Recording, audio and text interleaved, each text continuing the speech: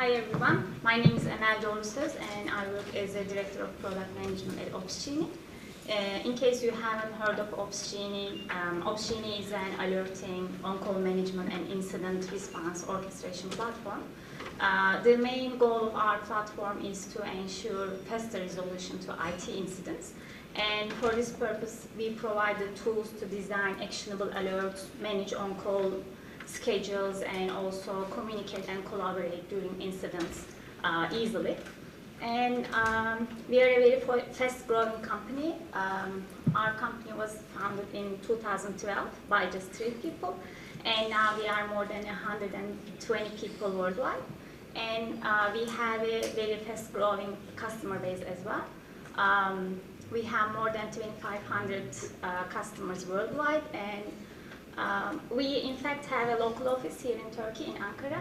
So today I feel like I'm one of the hosts of this organization, so I'd like to say welcome to everyone. So today I'll be talking about how to embrace on-call in a DevOps organization and how to scale on-call organizations. So what does it mean to be on-call in tech industry?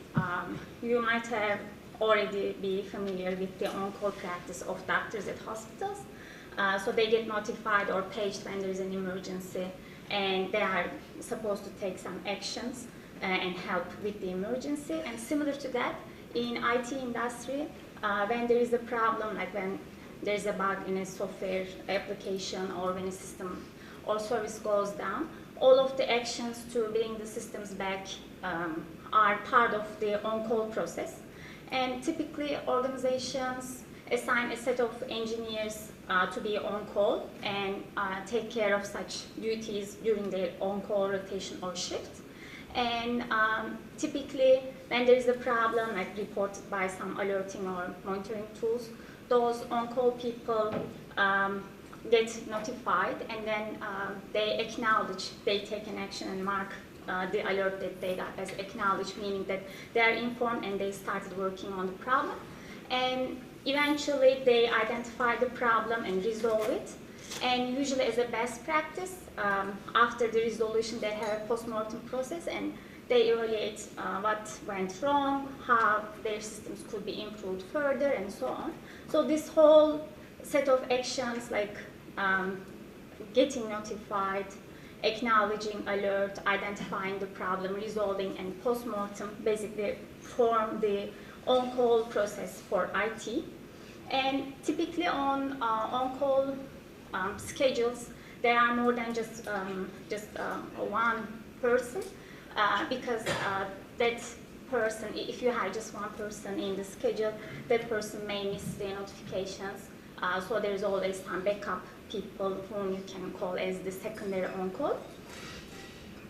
And since I'll talk about on-call related concepts quite a lot during this talk, I first want to make sure we are all on the same page regarding those concepts. So here I have an on-call schedule example. Depending on organization's structure, the on-call schedule can be different. So in this example, we have 2 rotations, like weekday and weekend rotations. So here we have an organization based on the days of the week. And on the first rotation, we have 5 bars, like representing the weekdays. And each bar with a different color represents a different person. So we have 3 people rotating daily on this schedule, like from 9 a.m. of a morning to 9 a.m. of the next day. A person covers the on-call duties, take care of the on-call duties, and then the next person starts working. And for the weekends, here we have 2 people again rotating on a daily basis. And in this schedule, we don't have any overrides, meaning that we don't have any exceptional cases. So the final schedule is the same as the main schedule here. But of course, there could be different organizations. Like in this case, we have an on-call schedule based on the business hours. So work hours and off hours. And during work hours, W represents a team, like web application team.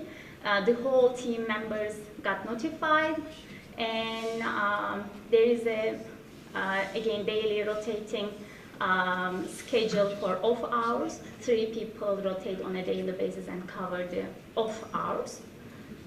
Of course, depending on companies, organizations, there could be alternatives to those two. And I'll be also talking about the escalation concept quite a lot. So in case of on-call duties, what escalation means is, so when there's a problem, you need to notify certain people. With escalations, you determine whom to notify and when. Like if you notify a certain person and that person doesn't acknowledge, doesn't inform, doesn't say that he or she is working on the problem, who should be notified next and when. Escalations basically determine that. And here we have a very simple escalation mechanism. All on-call users of a team got notified when there is a problem and there is an alert immediately. And if no one acknowledges, if no one takes any action in 5 minutes, then the secondary on-call people got notified. And if still there is no action and it's already 10 minutes since the problem was reported, then all members of the team got notified. So there can be such escalation policies basically.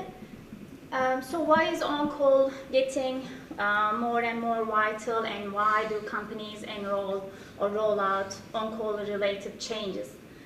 So if we look at the history, like up until the last decade or so, responding to IT incidents was mainly the job of operations teams. And operations teams had a structure like level 1, level 2, level 3. And in level 1, they would usually have more junior people. And when there is a problem reported by monitoring tools or reported by customers, typically level 1 engineers were assigned to solve those problems. And only if they cannot resolve, the problems were escalated to level 2. And usually in like level 2 or level 3, they would have more senior people. But the whole organization structure was to reduce the cost, have a cost-effective organizational structure in operations teams, because there was high pressure on IT departments to reduce cost. But that's not the case anymore, especially with the always-on services. Customer experience is now more important than it had ever been, and customers demand quick resolution to problems. There's always the social media pressure as well. Like when there's a problem, you can get like millions of tweets reporting the same problem. So organizations have the pressure to solve issues in a timely manner. And this means the structures need to also change. In the past, organizations were optimizing cost, but now they need to optimize the time. So responding to IT incidents in a timely manner is the most important thing nowadays. And that's, in fact, one of the main reasons, or one of the changes that came with DevOps movement as well. Obviously, like when there is a problem with the code a developer wrote, that developer would be the best person to resolve the problem, not a different person from an operations team. So that's why developers start to get on-call duties more and more. And it also had other advantages. Having developers on-call schedules had other advantages, not just mean time to resolve, but also when developers have on-call duties, that means that they are not responsible for only writing the code. They are also now responsible for maintaining and running or operating the code that they write. So they need to consider the operational aspects of the code. In the past, a developer could write some code and commit it on a Friday night without thinking how it would affect the production environment, and then would cause headache to operations teams. But when developers are on call, they would be the ones who would need to take care of that code. So this resulted in ownership feeling in developers. This developed the ownership feeling in developers. And in result, the systems got more and more reliable. So that's basically why developers are more and more on-call schedules. But what does it mean to be on-call for developers? So what kind of new responsibilities does that add to on top of the existing responsibilities of developers? So we are in that business, so we have an on-call management solution. So we have the experience of all of our customers. We have more than 2,500 customers, and we had a chance to talk to all of them, and we see how they work, what kind of practices they apply. And we saw that different companies had different solutions, different practices. And in some companies, they have developers in charge of the systems that they are developing or the services that they are developing. So developers are on call for their own services, but there are still SREs, the site reliability engineers, embedded as part of those teams. And SREs are mainly helping the developers to apply the operational best practices. In some companies, they view on-call as a shared responsibility, so they have on-call people both from SRE teams and both from development teams. And usually, developers are again responsible from their own services, whereas SREs are responsible from the interactions of those different services. And in some companies, there is no SRE involved at all, no SRE on call at all. And it's all the developer's responsibility to develop, run, maintain, and operate everything. So I said that we are a growing company, so we had to change our on-call system and on-call practices as well. So I'll be giving examples from ourselves as well. But again, since we are in that business, we also have the experience of all of our customer base. So we know other companies who need to scale their on-call and what kind of problems they ran into and what kind of solutions they brought. So when I'm talking about our own evolution, I'm also talking about this shared experience. So we were a very small team for a long while, like we had, I think, less than 10 engineers, both SREs and developers in our company. And being small has some advantages. When something breaks, you know whose code broke it, and everyone is familiar with the code base, with the services, with the systems. So almost everyone can take action. Also, you have a smaller system. It's less complex, and you have a smaller customer base, meaning that the business impact of a problem is also small, so the affected user base is smaller. But being small isn't that advantageous all the time. Of course, it has disadvantages as well. The main disadvantage is it's always a challenge to prioritize operational best practices over development, new feature development. And also you always have the risk of burnout because you have a small team and those guys need to be on call very frequently, and on call is a stressful and tiring experience overall. So these people can get burned out. And in our case, we were lucky, we had a very dedicated and skillful team, so we passed this phase successfully and we grew. So our team is bigger now. When I first joined DevOpsDays almost this time last year, we were around 20 people in engineering, both SREs and developers. Now I think we have more than 60 people in engineering, and every week there is at least one new engineer joining our team. This is not very easy to deal with because you have inexperienced people and you need to make sure they don't break anything and they can produce high quality code. And integrating those new people into your systems and practices is a challenge by itself. And in time, your product also gets more and more complicated. You add more and more features. Your infrastructure also gets more and more complicated. Then you were dealing with a dozen of, let's say, systems or services. You had to deal with hundreds of systems and services or you may need to change your application from a monolithic structure to a microservices architecture. So there are always those kinds of challenges associated with growing. So it's not just the number of people that's growing. Your product, infrastructure, everything is growing and getting more and more complicated. And obviously you need to also grow your on-call system.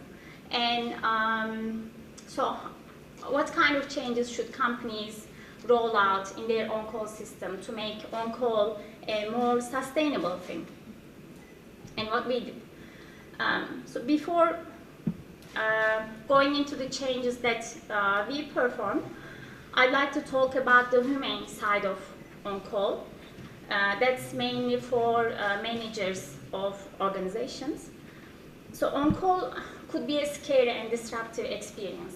We all hear from on-call people that it affects their life quality, they have sleep deprivation, they can be woken up in the middle of the night, or they cannot make any plans for evening, they cannot spend time with their families because of their on-call duties. So there is this stressful part of being on-call. So how should companies roll out their on-call changes so that their on-call system is still humane and sustainable? So our recommendations are, we think transparency is the key, and setting expectations around availability of people, that's very important. And when an engineer becomes on-call, newly on-call, they would have many questions. They would ask questions like, do I need to be on-call during nights as well? Or how many times maximum in a month would I be on-call? Or if I'm on-call and I wake up in the middle of the night, can I make up for this and start the next day late? Or do I have the flexibility to work from home when I'm on call? So there are many such questions that engineers would ask to you. And organizations should have answers to those questions before rolling out any changes. And that's what we did as Opsgenie as well. And building well-defined processes is a must before performing any changes in on-call systems. You need to define false positives in your system. You need to differentiate low urgency or low priority alerts or problems from high urgency or high impact problems, so that when an on-call engineer deals with such a problem, they can at least know that a low urgency thing can wait until the morning. They don't need to take an action in the middle of the night. So if you define processes, if you clarify such things in your system, then overall your engineers would have less risk of getting burnout. Training is definitely a must. Having an established training plan is a must. And definitely you should train your engineers for your on-call processes and the on-call tooling that you use. And definitely you should provide detailed and up-to-date runbooks so that on-call engineers can know what to do in certain situations by following those runbooks. And we always recommend the shadowing experience. If new, inexperienced on-call people can have a chance to spend time with experienced on-call people, they have a chance to feel the atmosphere and learn, what's waiting for them. So shadowing is definitely something that we recommend. And also defining escalations, having backups as on-call, that's definitely helpful. If a new engineer is stressed out because he or she cannot solve a problem, knowing that there is someone backup who can help them, that's a relief. So we believe that that's a must. And managers should definitely try to come up with a fair on-call schedule. So they should definitely review on-call related reports and check like how many times a certain engineer got paged or got notified in a month, how many times they got woken up, And based on those numbers, they should update their on-call schedules and eventually come up with a fair schedule for everyone. And developing a friendly culture is obviously very important. When there is a problem, the goal should always be to solve that problem and find the ways to improve your systems and find out the weaknesses and improve them and solve them. The goal should never be to find whom to blame when there is a problem. And encouragement is definitely important because on-call is not a great experience for engineers, so managers should spend time with their on-call teams and find what motivates them and reward them and also encourage them to develop the best practices, on-call related best practices there in their companies. And do those changes iteratively, perform those changes iteratively. Like come up with a set of changes, evaluate them, roll out those changes, and then monitor how those affects people, how those affects the system, and then maybe come up with another set of changes only after evaluating them. So we always suggest going with an iterative approach. And what exactly we did at DevOpsGenie based on those recommendations. So we have multiple domain expertise or multiple teams at DevOpsGenie, like integrations team, mobile team, platform team, and every team has their own on-call schedule, and we have on-call people from each team. Since each team has different number of people and different skill sets, we didn't come up with just one on-call schedule that would apply to the whole teams. Instead, we let all teams come up with their own on-call schedules. Like this is one on-call schedule example from one of our teams. Integrations team, and those guys help our customer success team with some detailed questions. And in that team we had 6 people. One of them is more experienced than the others. And in the main rotation, we had those 5 people rotating on a daily basis, covering the on-call during business hours. And the experienced guy is always in the backup, also covering the off hours. But this guy usually just gets the questions when those guys cannot handle them. And we typically keep the experienced people as backups so that new guys can, learn our systems and have a chance to practice. And also we don't burn out the experienced guys that way. We definitely make sure we have escalations in our on-call schedules. And we kept night watchers, the night on-call duties, separate from the business hour on-call duties. And usually we have experienced people on the night duties, as experienced guys can handle the problems, evaluate the problems, and come up with solutions faster. So this overall means less sleep deprivation for the whole team. And this development duties during on-call, that's a question, or that's a concern for many organizations, like how much work, how much development work you can expect from an on-call person. In our case, we had a different approach up until a few months ago. We were estimating like developers to spend almost like half of their time on-call duties and the remaining part on development. And we were planning our development sprints based on that, like 50% of their time, they can do development.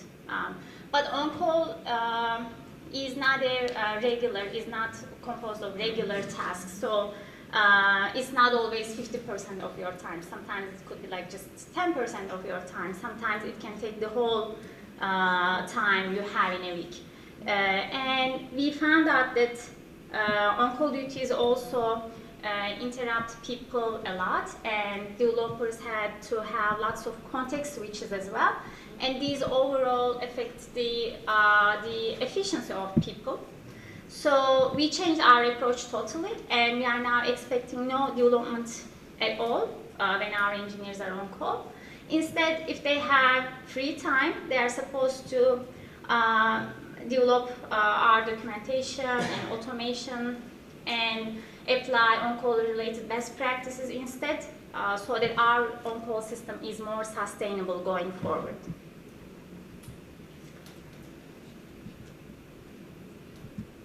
And I'll show a few on-call schedule examples from our customers. So we don't expose customer names or customer data in here, but just to give you an example of different kind of organizations. So here we have a lucky organization. They have offices around the world. They have engineering teams around the world, in Europe, US, and in Australia. So they can have 24/7 coverage within their business hours, so no one needs to be on call during their nights. That's obviously the best on-call schedule you could have. That's called the follow the sun schedule. And so everyone has their on-call duties during their business hours, which is great.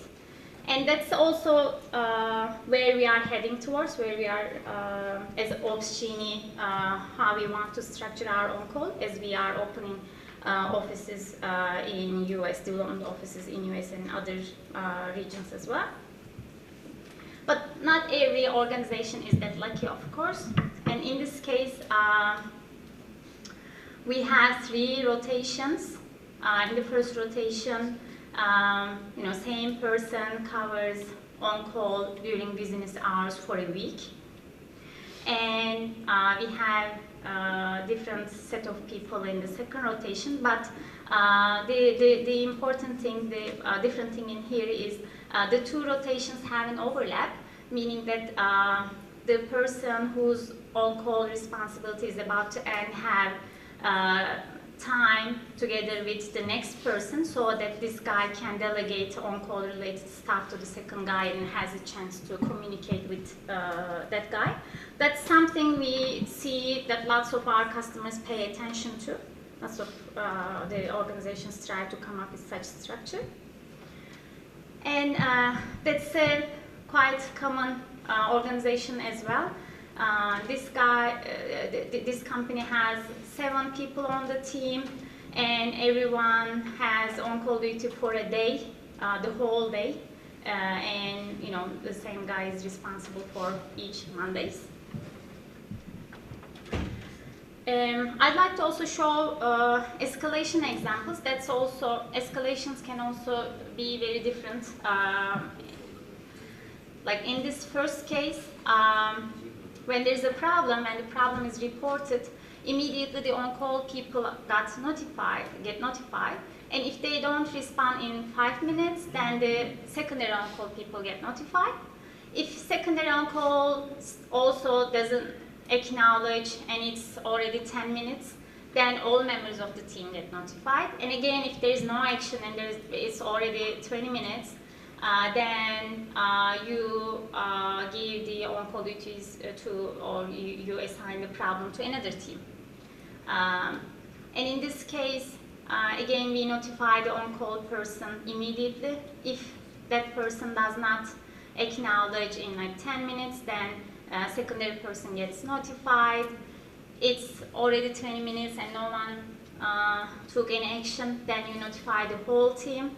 And if it's already 40 minutes and no one took action, then you notify the managers of the team.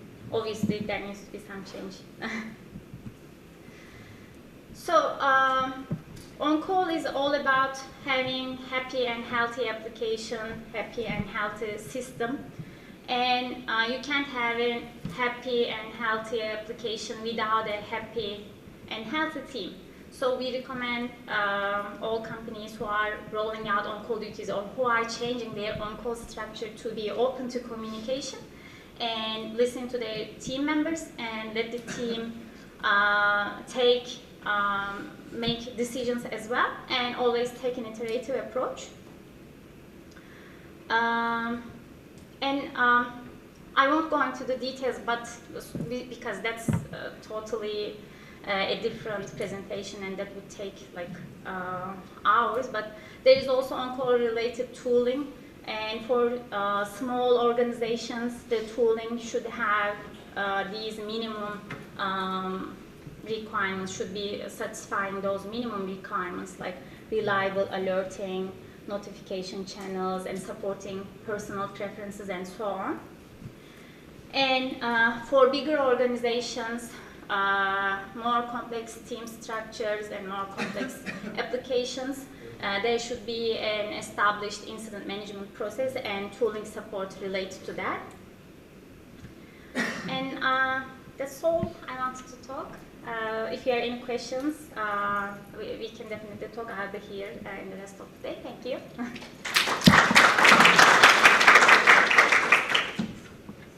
Since we have time, we can have questions. Oh, yeah.